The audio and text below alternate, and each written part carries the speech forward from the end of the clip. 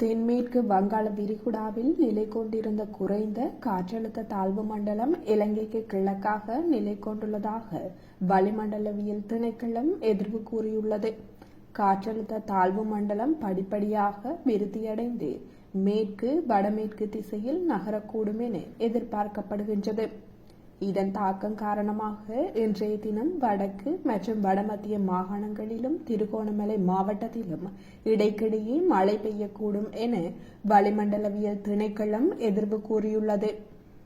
ஊவா மற்றும் மத்திய மாகாணங்களிலும் இரத்தினபுரி, மட்டக்களப்பு, அம்பாறை மற்றும் ஹம்பாந்தோட்டை மாவட்டங்களிலும் சில இடங்களில் மாலை அல்லது இரவில் இடியுடன் கூடிய மழை பெய்யக்கூடிய சாத்தியம் காணப்படுகின்றது.